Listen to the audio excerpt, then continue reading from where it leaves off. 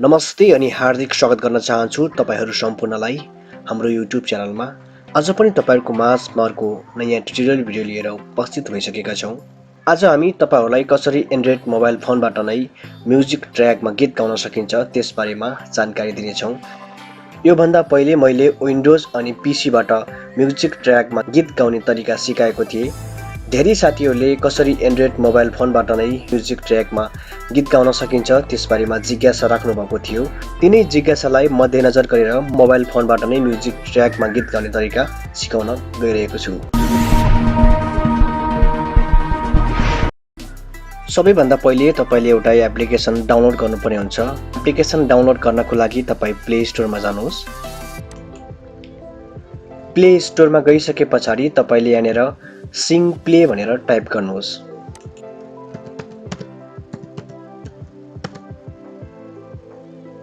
सिङ play भनेर type गरिसके पछाडि तपाईले यहाँनेर देख्न सक्नुहुन्छ। यसलाई चाहिँ यो एप्लिकेसनलाई चाहिँ तपाईले डाउनलोड गर्नुहोस्। मैले चाहिँ पहिले नै डाउनलोड गरिसकेको छु। म यसलाई ओपन गरेर देखाउने छु।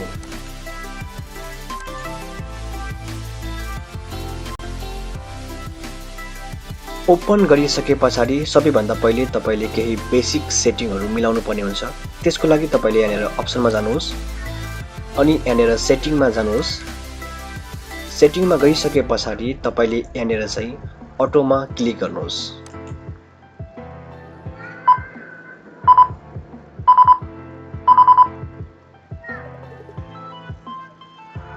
यसको अर्थ तपाईको म्युजिक ट्र्याक र तपाईको भोकललाई यसले ब्यालेन्समा राख्ने काम गर्छ।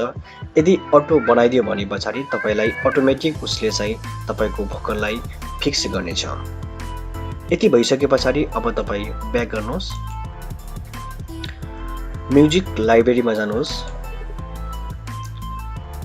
म्युजिक लाइब्रेरीमा गइसके पछाडि अब तपाईले म्युजिक ट्र्याकलाई सिलेक्ट गर्नुहोस्।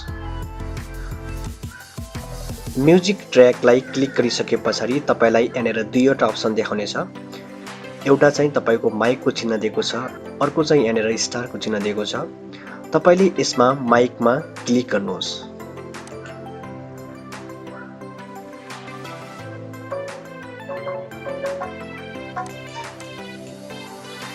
यति भइसके पछाडि तपाईलाई यहाँनेर चाहिँ तीनवटा अप्सन दिनेछ। सबैभन्दा पहिले तपाईको यो बटन चाहिँ तपाईलाई रेकर्ड गर्नको लागि हो। तपाईले यसमा क्लिक गर्नुभयो भने पछाडि तपाईको गीत रेकर्ड हुनेछ। अनि यहाँनेर बीचको बटन चाहिँ तपाईको म्युजिक हो, म्युजिक ट्र्याक हो। तपाईले यसमा चाहिँ थिच्नु भयो भने तपाईको म्युजिक प्ले हुनेछ। अनि यहाँनेर तपाईले माइकको चिन्ह दिएको छ। त्यस्तै अहिले चाहिँ हरियो दिएको छ। क्लिक गरिसके पछाडि यो हरियो हट्नेछ। अहिले तपाईले देख्न सक्नुहुन्छ यसमा चाहिँ माइकमा हरियो कलर छैन। यसमा फेरि क्लिक गरिसके पछाडि तपाईको हरियो कलर आउनेछ। यसको मतलब के हो भने पछाडि यदि तपाईले कुनै म्युजिक ट्र्याकलाई नल्याएर डाइरेक्ट तपाईले गीत ल्याउनु भएको छ भने तपाईले यसमा हरियोमा राखेर पहिलेको भोकललाई अटोमेटिक रिमुभ गरिदिनेछ, यानि कि म्युजिक ट्र्याक बनाइदिनेछ। यसरी तपाईले कुनै पनि गीतलाई यहाँनेर एड गरेर तपाईले यसमा हरियोमा क्लिक गर्नुहोस् अनि यहाँनेर रेकर्ड गरिसके पछाडि तपाईको पहिलेको भोकललाई अटोमेटिक यसले नै रिमुभ गरेर तपाईले गाउन सक्नुहुनेछ। मैले अहिले चाहिँ विशुद्ध म्युजिक ट्र्याक ल्याएको छु, त्यसैले यसलाई हटाउने छु। अहिले देख्न सक्नुहुन्छ हरियो हटिसकेको छ। अब मैले तपाईलाई सिकाउनको लागि एउटा म्युजिक ट्र्याकमा भोकल राख्ने छु। मैले यहाँनेर रेकर्डमा क्लिक गर्ने छु। गीत अटोमेटिक बज्नेछ अनि मैले केही भोकल दिने छु।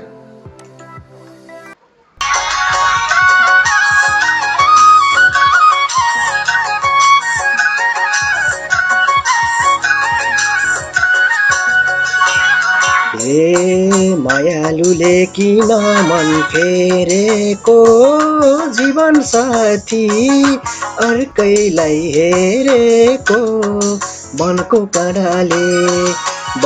काँडाले हेर्दा हेर्दै हितैको मायालाई छेक्यो डाँडाले वनको काँडाले हेर्दा हेर्दै हितैको मायालाई छेक्यो डाँडाले।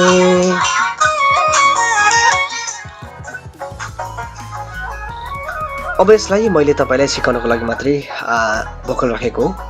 अब यसलाई स्टप गर्नको लागि तपाईले रेकर्डमा क्लिक गर्नुहोस्। रेकर्डमा क्लिक गरिसके पछाडि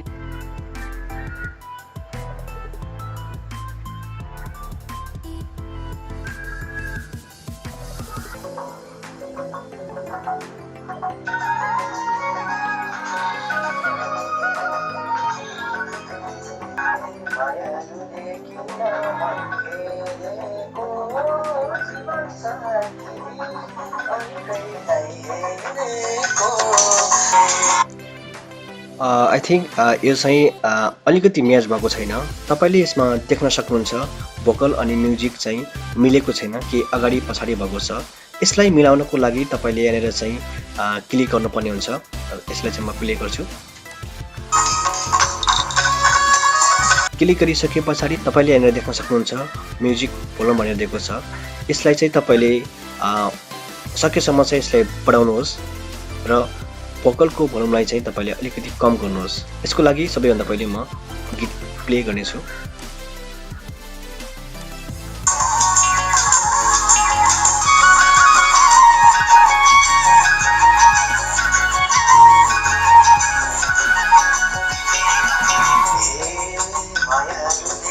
मैले चाहिँ हल्का भोल्युम घटाउने छु।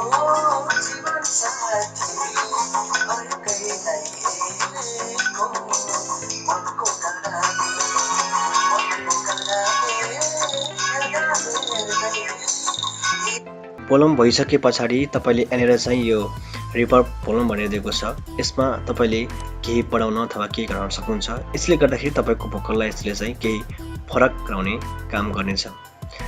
त्यस्तै यहाँनिर चाहिँ म्युजिक डिले भनेर दिएको छ। यसमा चाहिँ तपाईले मेन कुरा छ यसमा चाहिँ तपाईको यदि भोकल अनि म्युजिक ट्र्याक मिलेको छैन भने पछाडि तपाईले यसबाट मिलाउन सक्नुहुन्छ। यसरी नै कुनै पनि गीतलाई तपाईले कभर सङ बनाउन सक्नुहुन्छ अथवा म्युजिक ट्र्याकमा गाउन सक्नुहुन्छ। मैले आज तपाईलाई यस बारेमा चाहिँ जानकारी दिए। मोबाइल फोनबाट नै कसरी म्युजिक ट्र्याकमा गीत गाउन सकिन्छ त्यस बारेमा जानकारी दिए। अथवा म्युजिक ट्र्याक नभएर पनि कुनै पनि गीतलाई तपाईले यसमा एड गरेर गाउन पनि सक्नुहुन्छ।